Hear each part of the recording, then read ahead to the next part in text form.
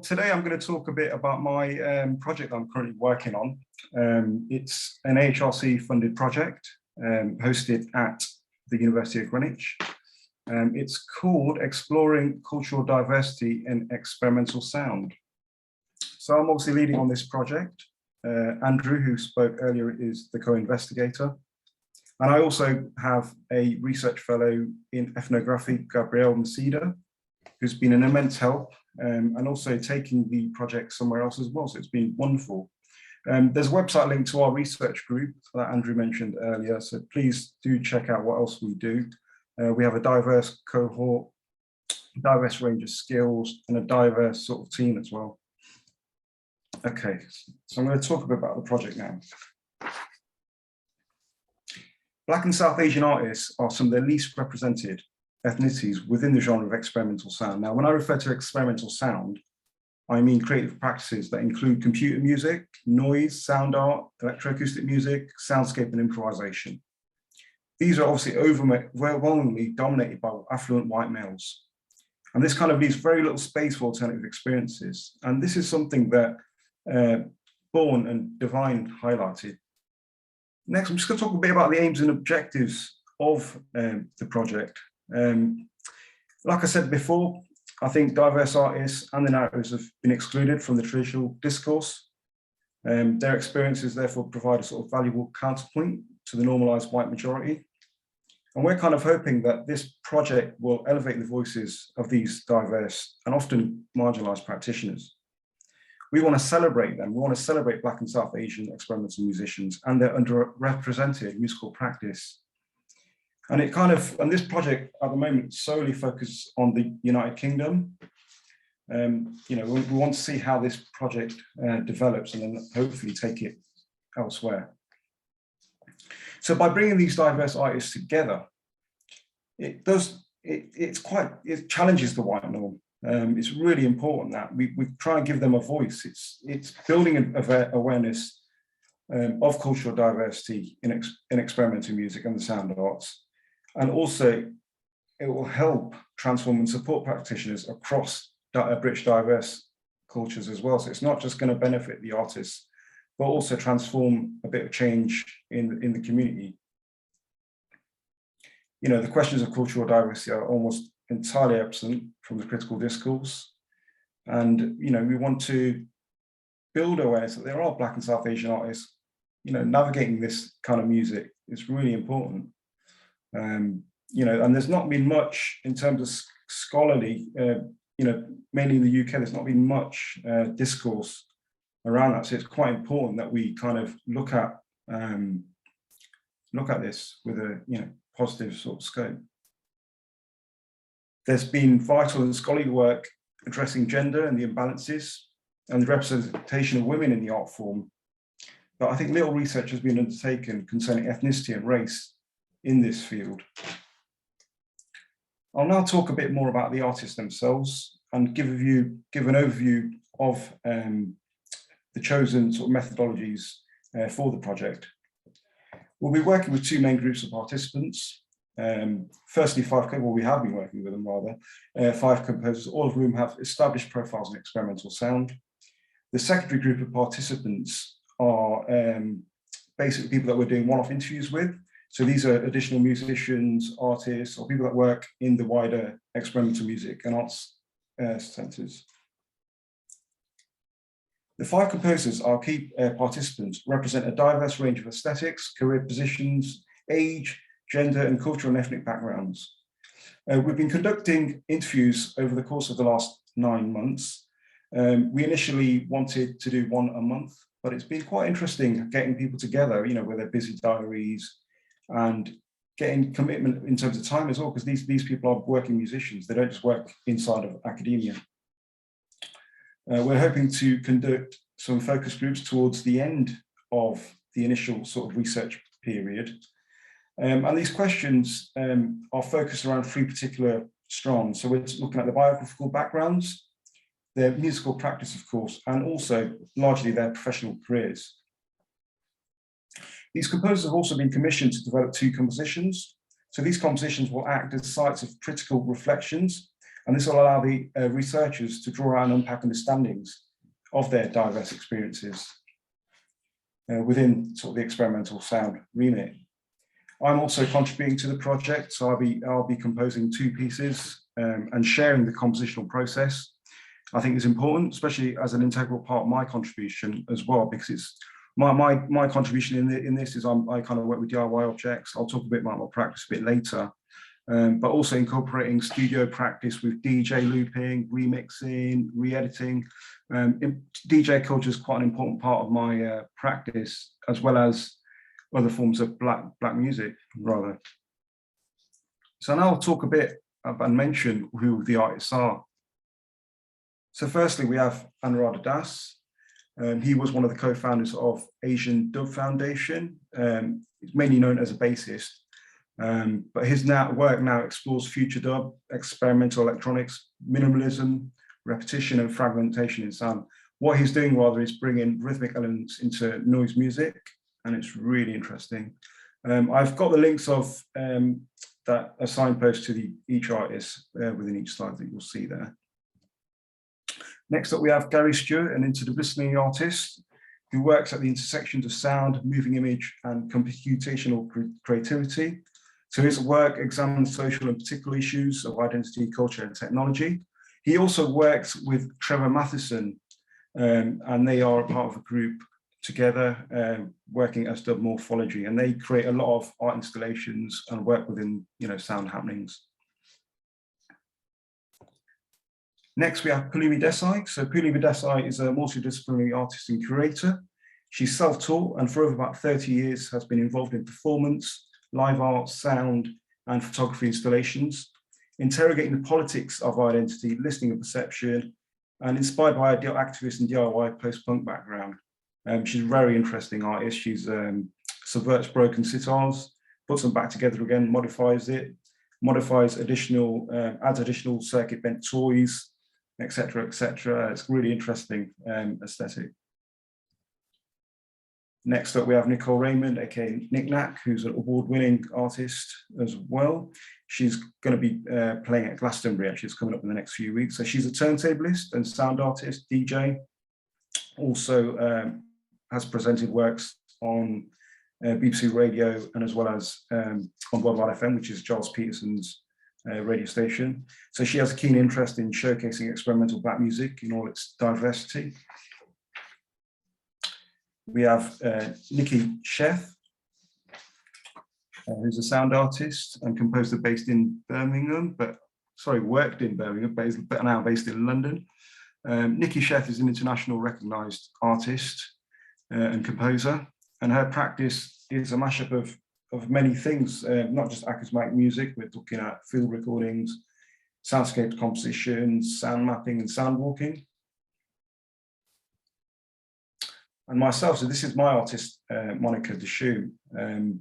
My sound practice is based using DJ practice I mentioned earlier, remixing and record selecting, noise music, live electronics, and improvisation.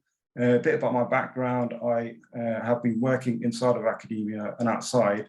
Largely, I used to run a black music record shop in Leicester for the last 10, 12 years before it obviously folded in 2000, in the mid-2000s. So I've largely kind of worked outside of academia in the music industry and kind of infiltrated music technology for the last 20 years. We also have project partners. So we've got USERP Arts, we have Eclectic Arts Venue, who are partnering up with us. I'll talk a bit about Eclectic a bit later as well. We've also got the Musicians Union, we've got Sound and Music, and we've also, I'm really pleased that we've got Amo Talwar, who's the UK Music Equality and Diversity Task Force Chairman, and also runs his own black music arts agency in Birmingham called Punch Records. And also representing the network, which rather the academic network, we've got the British Electroacoustic Network, who represent all the UK music departments across all 4 nations. Okay, I'm going to talk a bit about the outputs now. So with all the sort of rich research material that we've begun to gather during the last sort of 9 months, we have kind of developed plans for a wide range of research outputs.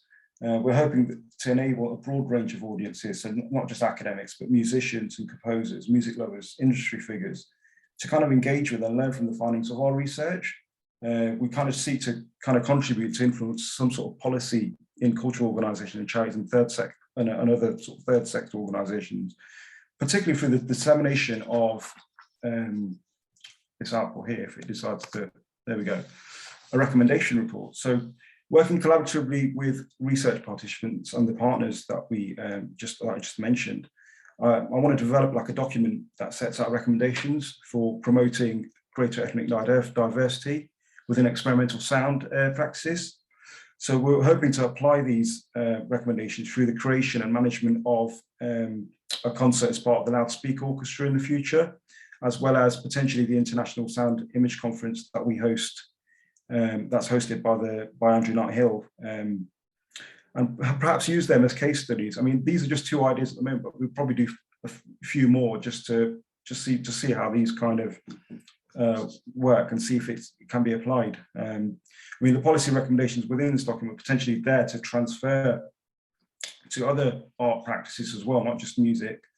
And we hope to kind of publish this on an open Creative Commons basis as well.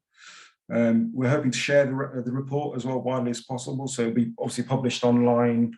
We want to publish it as part of a book, which I'll talk about next, and as well as a potential album release, which is coming up in a moment too.